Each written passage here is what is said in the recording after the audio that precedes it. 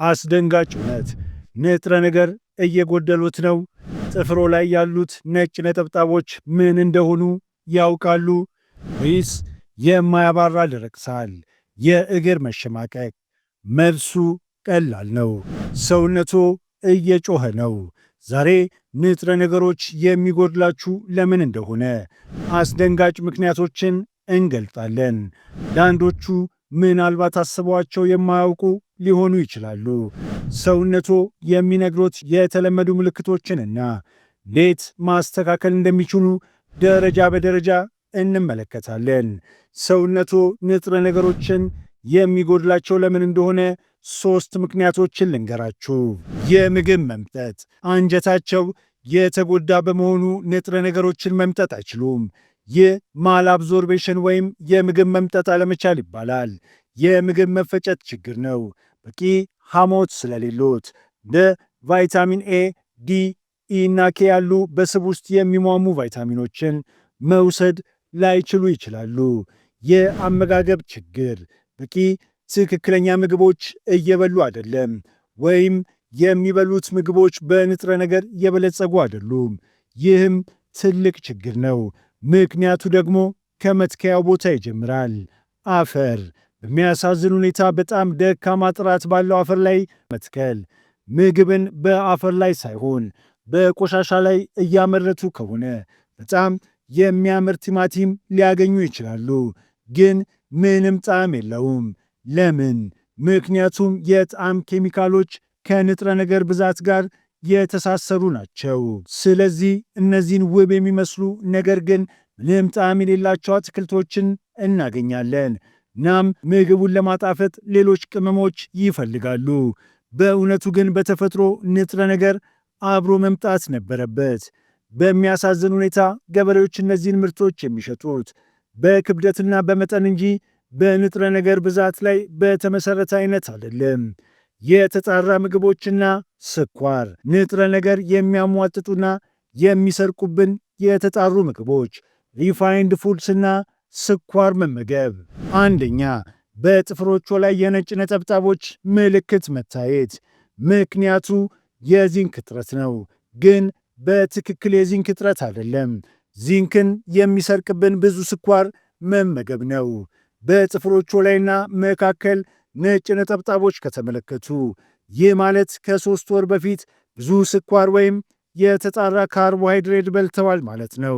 ለምሳሌ ትልቅ የልደት ድግስ አድርገው ሙሉን ኬክ በልተው ሊሆን ይችላል።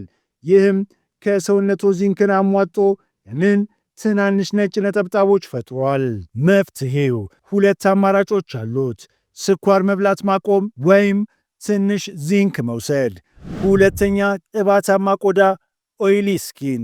ምክንያት ይህ ብዙውን ጊዜ በሰውነት ውስጥ ባሉ የዘይት እጢዎች ላይ ያለ ችግር ነው። ሴባሰስ ግላንድስ የሚባሉ ሴበም የሚባል የዘይት አይነት ያመርታሉ። ይህ ደግሞ አብዛኛውን ጊዜ የሚከሰተው ከአንድሮጂንስ ጋር አለመመጣጠን ሲኖሮት ነው። መፍትሄው አንድሮጂንስን ለመቆጣጠር አንድ ቁልፍ ንጥረ ነገር ዚንክ ነው። ስለዚህ ዚንክ መውሰድ ከጀመሩ በእጅጉ ሊሻሻል ይችላል። ብዙ አንድሮጂን ካለቦት ፖሊስቲክ ኦቫሪያን ሲንድረም የሚባል ነገር ሊኖርቦት ይችላል። እናም በዚህ ሁኔታ የሚመጣው ከፍተኛ የካርቦሃይድሬት መጠን በመኖሩ ምክንያት ከመጠን በላይ ኢንሱሊን ይኖራል።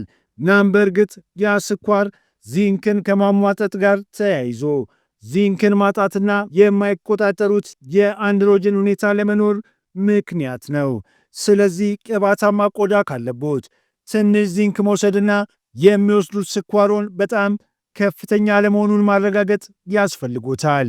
3ኛ፣ በአፍ ጥግ ላይና በተረከዝ ላይ መሰንጠቅ። ይህ የቫይታሚን ቢ2 እጥረት ነው። እንዲሁም የቫይታሚን ቢ3 እጥረት ሊሆን ይችላል። ነገር ግን በእርግጠኛነት የቢ ቫይታሚኖችን ይመለከታል። ቢ ቫይታሚኖች በእርሶ ቆዳ ላይ ያሉ እንደነዚህ ያሉ ትናንሽ ስንጥቆችን እንዳይከሰቱ ለመከላከል በጣም አስፈላጊ ናቸው። ስለዚህ በቂ ቢ2 ወይም ቢ3 ካሎት አይከሰትም። በክረምት ወራት በቆዳቸው ላይ ስንጥቅ የሚያጋጥማቸው ብዙ ሰዎች ታያላችሁ። ይህ ደግሞ በቂ ቫይታሚን ዲ ስለሌላቸው ፀሐይ ላይ ስላልሆኑ ብዙውን ጊዜ የሚመጣ ነው። እናም ቫይታሚን ዲ ጥቃቅን ሕዋሳትን ይመግባል። እናም የእርስዎ ጥቃቅን ሕዋሳት ደግሞ ቢ ቫይታሚኖችን ያመርታሉ። መፍትሄው ቫይታሚን ዲ በመውሰድ ወይም ቫይታሚን ቢቱን በምግብ እርሾ ኒውትሪሽናል ይስት መልክ በመውሰድ በቀላሉ ሊታከም ይችላል። አራተኛ የሚላላት ቆዳ። የሚላላት ቆዳ ብዙውን ጊዜ በአፍንጫ አካባቢ ወይም ግንባር ላይ ቆዳው የሚላላት ሆኖ ይታያል። ምክንያቱ ይህ የኦሜጋ 3 ፋቲ አሲድ እጥረት ነው። የሚከሰተው ከመጠን በላይ ኦሜጋ 6 ፋቲ አሲዶችን በመመገብ ነው። ብዙ ኦሜጋ 6 እና ትንሽ ኦሜጋ 3 የወሰዱ ከሆነ በቆዳው ላይ ይህ ይከሰታል። ቆዳው ይደርቃል፣ ይላላጣል። ብዙውን ጊዜ በአፍንጫ ወይም በግንባር ዙሪያ ትናንሽ ነጭ ቅርፊቶች ይታያሉ። መፍትሄው ሁለት ነገሮችን ማድረግ ያስፈልጎታል። አንደኛ ኦሜጋ 6 ፋቲ አሲዶችን መቀነስ መጀመር። ይህ ማለት የለውዝ፣ የኦቾሎኒ ቅቤ፣ ዶሮ፣ የተጠበሱ ምግቦች፣ የፈጣን ምግብ መጠንን መቀነስ ማለት ነው። እነዚህ ሁሉ በኦሜጋ 6 በጣም ከፍተኛ ናቸው። እንደ በቆሎ ዘይት፣ አኩሪ አተር ዘይት፣ የጥጥ ዘር ዘይት ያሉ። ሁለተኛ ብዙ ዓሳ፣ ሰርዲንና ኮድ ሊቨር ኦይል መብላት ያስፈልጎታል። በእርግጥ የኮድ ሊቨር ኦይል ይህንን የሚላላት ቆዳ ለመቆጣጠር በጣም ፈጣኑ ነገር ይሆናል። አምስተኛ የቢጫ አይኖች፣ የአይኖች ወደ ቢጫነት መለወጥ ምክንያቱ የጉበት ችግር ነው ወይም የሐሞት ከረጢት ችግር ሊሆን ይችላል። ስለዚህም ቆዳው ወይም የአይኖቹ ነጮች ቢጫ ከሆኑ በእርግጠኝነት የጉበትና የሐሞት ከረጢት ችግር መከማቸት ነው። ይህ ደግሞ አብዛኛውን ጊዜ የቢል ሳልትስ እጥረት ነው። ቢል ሳልትስ ነገሮች በጉበትና በሐሞት ቱቦዎች ውስጥ እንዲፈስ ያስችላሉ። በቂ ሐሞት ከሌሎት ይህ ወፍራም የኮሌስትሮል ዝቃጭ ወደ ኋላ የመመለስ አዝማሚያ አለው። እናም እነዚህ ቢጫ አይኖች ያጋጥሞታል። ስለዚህ ቀላል መፍትሄው የጸዳ ቢል ሳልትስ መውሰድ ነው። ይህንን የዘጋ ፍሳሽ ለመክፈትና ሰውነት የቀይ ደም ሴሎች የጎንዮሽ ውጤት እንዲያስወገዱ ለመርዳት ነው። ስድስተኛ ስር የሰደደ ሳል። ብዙውን ጊዜ ሳል ያለባቸው ሰዎች ካልሲየም እጥረት አለባቸው። ትንሽ ካልሲየም በተለይም በሌሊት ለእነዚህ ስር የሰደዱ ሳሎች እንደ አስማት ይሰራል። ካልሲየም የሰውነት በሽታ የመከላከል ስርዓት ከማሻሻል በተጨማሪ ጉሮሮንና የድምፅ ሳጥንን ያዝናናል። በጉሮሮ መዋቅሮች ላይ ያለውን ጥብቅነት ይረዳል። መፍትሄው ካልሲየም ላክቴስ ነው። ካልሲየም ካርቦኔት አይደለም። ብዙ አያስፈልጎትም። ምናልባትም ከመተኛቶ በፊት 200 ሚሊግራም። ሰባተኛ ደም የሚፈስ ወይም የቀላና የአበጠ ድድ ምክንያቱ የቫይታሚን ሲ እጥረት ነው። መፍትሄው ተጨማሪ ቅጠላቅጠል አትክልቶችን መመገብና ስኳርን ማስወገድ ያስፈልጎታል። ምክንያቱም የስኳር ኬሚስትሪ ከቫይታሚን ሲ ጋር ተመሳሳይ ነው። ሰውነታችን ስኳር ካለው ከምግብ ወይም ከመሟሟት የሚያገኙት ማንኛውም ቫይታሚን ሲ አይገባም። ከቫይታሚን ሲ ግልኮስ ወይም ስኳር ያስቀድማል። ስምንተኛ የምሽት እይታ ችግሮች ምልክቱ በጨለማ ውስጥ ማየት አለመቻል ወይም ዝናብ በሚበዛበት ጊዜ እየነዱ በግልጽ ለመለየት መቸገር። ምክንያቱ ይህ የቫይታሚን እጥረት ወይም የሌሊት መታወር ናይት ብላይንድነስ ነው። በዓለም ላይ ያሉ ሰዎች ብዙ ጊዜ በቫይታሚን እጥረት ይሰቃያሉ። ምክንያቱም ብዙ የእህል ምርቶች የተጣሩ ጥራጥሬዎችን ይመገባሉ። እንዲሁም የቫይታሚን የእጽዋት ምንጮችን እየበሉ ሊሆን ይችላል። ለምሳሌ ቤታ ካሮቲን ቫይታሚን ይባላል። ነገር ግን ሬቲኖል የሚባለውን ንቁ የቫይታሚን ኤ አይነት አይደለም። ሬቲኖል ብዙ ጊዜ ከእንስሳት ምርቶች እንደ የወተት ተዋጽኦ፣ ቂቤ፣ የሰባ ዓሳ፣ የኮድ ጉበት ዘይትና ከከብት ጉበት ይመጣል። ከእጽዋት የቫይታሚን ኤ ፍላጎቶን ለማግኘት ከሞከሩ ወደ ንቁ የቫይታሚን ኤ አይነት ሬቲኖል ለመለወጥ በጣም ከባድ ይሆናል። መፍትሄው በጣም ጥሩ የሬቲኖል ምንጭ የእንቁላል አስኳሎች ናቸው። በቂ ሬቲኖል እንዲኖሮት ከፈለጉ የእንቁላል አስኳሎችን ይመገቡ። እናም በቂውን ያገኙ። ከዛም በተሻለ ሁኔታ ማየት ይጀምራሉ። በቫይታሚን ኤ ላይ ልንመለከተው የሚገባው ሌላው ነገር እሱን የመምጠጥ ችሎታ ነው። በቂ ሐሞት ስለሌሎት ወይም ሐሞት ከረጢቶ ተወግዶ ከሆነ ወይም እንደ የሰባ ጉበት ያለ ችግር ካለቦት ቫይታሚን ኤ በስብ ውስጥ የሚሟሟ ቫይታሚን ስለሆነ መምጠጥ አይችሉም። ይህ አንድ ምክንያት ሊሆን ይችላል። 9ኛ የተሰነጠቀ ከንፈር። የተሰነጠቀ ከንፈር ምክንያት ከአፍጥግ ወይም ከእግር ተረከዝ መሰንጠቅ ጋር ተመሳሳይ ነው። የቢቱ እጥረት የሚፈጠረው በምንድን ነው? ቢቱን የሚያሟጥጡ ብዙ የተጣሩ ጥራጥሬዎች ሪፋይንድ ግሬንስ እየተመገቡ ነው። ምክንያቱም በተፈጥሮ የቢ ቫይታሚኖች በተለይም ቢቱ በተለምዶ በጥራጥሬዎች ውስጥ አሉ፣ ነገር ግን ሲጣሩ ይጠፋሉ። የቢ ቫይታሚን እጥረቶች ከተመለከቱ በጣም ከባድ የሆኑ ፒላግራ የሚባሉ ሁኔታዎች ያስከትላሉ። በፒላግራ ቆዳው ላይ ከፍተኛ ጉዳት ይደርሳል። ምክንያቱም ቢ ቫይታሚኖች የሚያስፈልጉት ኃይል ለመስጠት ብቻ አይደለም፣ መደበኛ ቲሹ ለመመስረት ይረዳሉ። ስለዚህ ቆዳው እንዳይሸረሸር ወይም እንዳይሰነጠቅና ለስላሳ እንዲሆን ያደርጋል። ብዙ ጊዜ ሰዎች ከንፈራቸው ላይ ቻፕስቲክ ወይም የተወሰኑ ቅባቶች ወይም ዘይቶችን መጠቀም ይጀምራሉ። ነገር ግን የሚያገኙት መፍትሄ ከአንድ ሰዓት በኋላ ይባባሳል ወይም ወደ መጀመሪያው የተሰነጠቀ ሁኔታ ይመለሳል። ምክንያቱም አንዳንድ ጊዜ በእነዚህ ምርቶች ውስጥ ቆዳው ትክክለኛውን ሸካራነት እንዲይዝ የሚያስፈልጉ ቁልፍ ንጥረ ነገሮች ወይም ስብን የሚያወጡ ሌሎች ንጥረ ነገሮች እንደ አልኮል ወይም የማዕድን ዘይት ያስቀምጣሉ። 10ኛ የሚሰምጥ እብጠት። በእግርና ወይም በቁርጭምጭሚት ላይ የሚሰምጥ እብጠት። ጣቶ ወደ እግሮ ወይም ቁርጭምጭሚቶ ላይ ሲጫኑ ጉድጓድ ይተዋል። ምክንያቱ ይህ የፖታሲየም እጥረት ነው። በቂ ፖታሲየም ከሌሎት ወይም የፖታሲየምና ሶዲየም ጥምረት የተዛባ ከሆነ ለምሳሌ ሶዲየም በጣም ከፍተኛና ፖታሲየም በጣም ዝቅተኛ ከሆነ ይከሰታል። በነገራችን ላይ የተጣራ ስኳር ሶዲየምን እንዲይዝና ፖታሲየምን እንዲያሟጥጥ ያደርጋል። ለዚህም ነው የስኳር ህመምተኞች ብዙውን ጊዜ በደማቸው ውስጥ ብዙ ስኳር ስላላቸው በተለይም በቁርጭምጭሚትና በእግር ላይ ብዙ እብጠት የሚፈጠርባቸው። መፍትሄው በፖታሲየም የበለጸጉ ምግቦችን መመገብ መጀመር ያስፈልጎታል። እነዚህም ማንኛውም ቅጠላማ አትክልቶች ናቸው። በብዙ መጠን ሰላጣዎች ያስፈልጎታል። ይህ ተጨማሪ ጨው ከመብላት ይልቅ በቂ ፖታሲየም ይሰጡታል። በቂ ፖታሲየም እስካለ ድረስ ጨው ጥሩ ነው።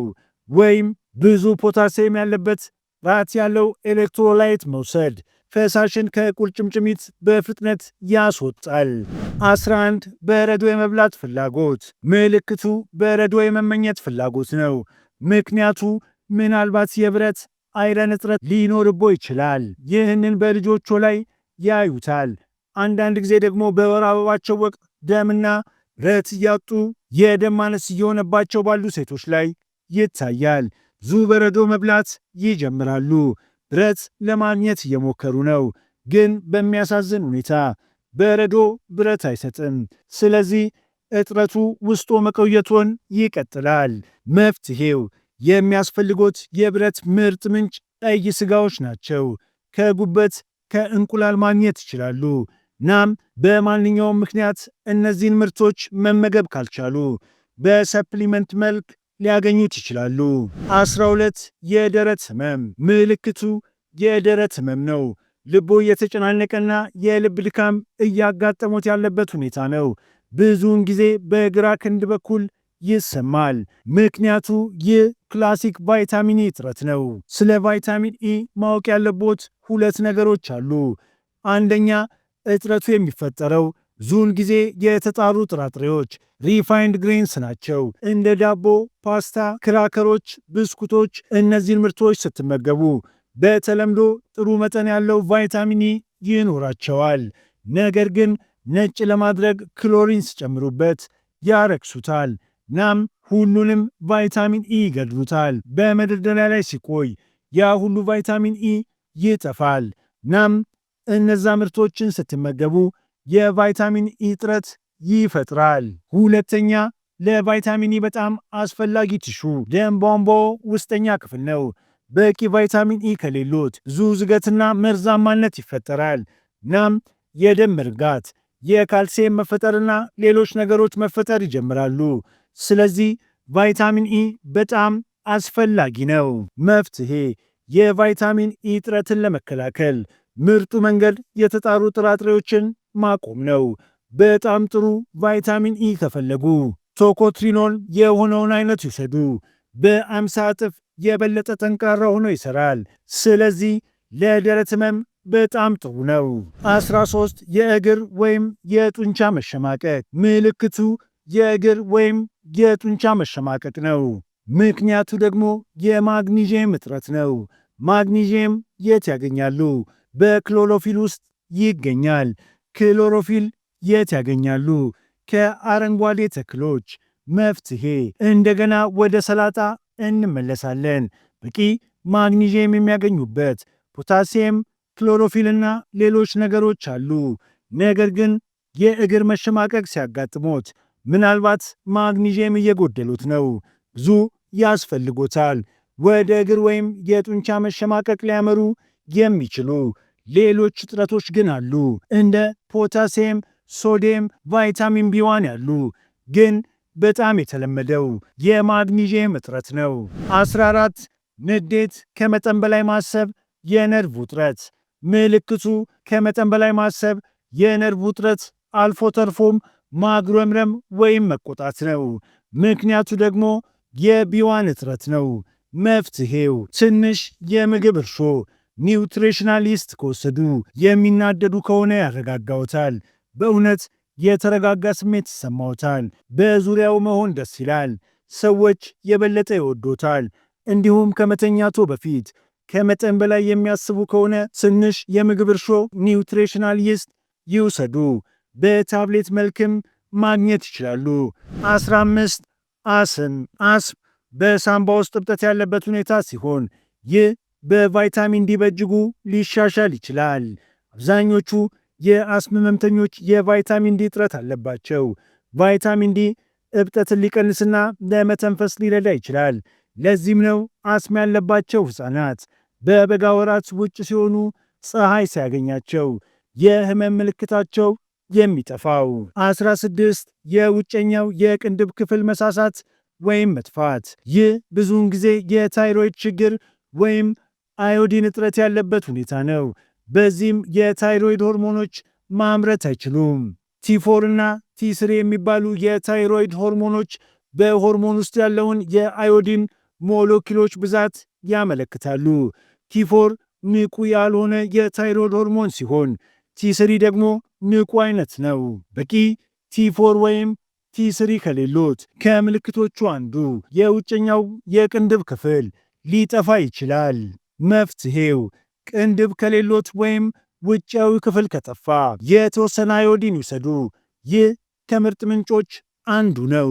17 በቀኝ እጅ የጀርባ አካባቢ ጥብቅነት፣ በቀኝ ትራምፕ አካባቢ ጥብቅነት ወይም መወጠር።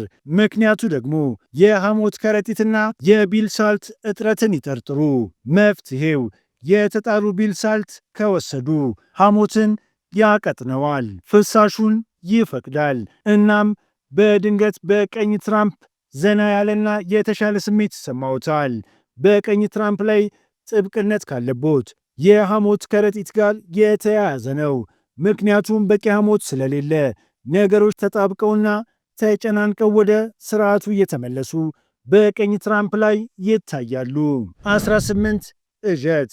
እዠትን ለማስወገድ ከሚረዱ ምርጥ መንገዶች አንዱ ቢ1 ታያሚንን መውሰድ ነው። በተለይም የምግብ እርሾ ኒውትሪሽናል ይስት። በአንጎል ውስጥ አሚግዳላ የሚባል ትንሽ ነገር አለ። ይህም የፍርሃት ስሜትን ይቆጣጠራል። ስለዚህ በስጋት ምላሽ ውስጥ ይሳተፋል። ናም በእርግጥ ቅዠቶች ፍርሃትን ያካትታሉ። ተግባሩ ከአድሬናሊን ጋር በጣም ተመሳሳይ ነው። ውጥረትን የሚቆጣጠር እጢ ነው፣ ግን በዋነኛነት የሚሳተፈው በፍርሃት ስሜት ነው። መፍትሄው አንድ ሰው ብዙ ቢ1 ታያሚን ከወሰዱ ያረጋጋል፣ ጥሩ ስሜት ይሰማዋል። ናም ከእንግዲህ ቅዠት አይኖርም።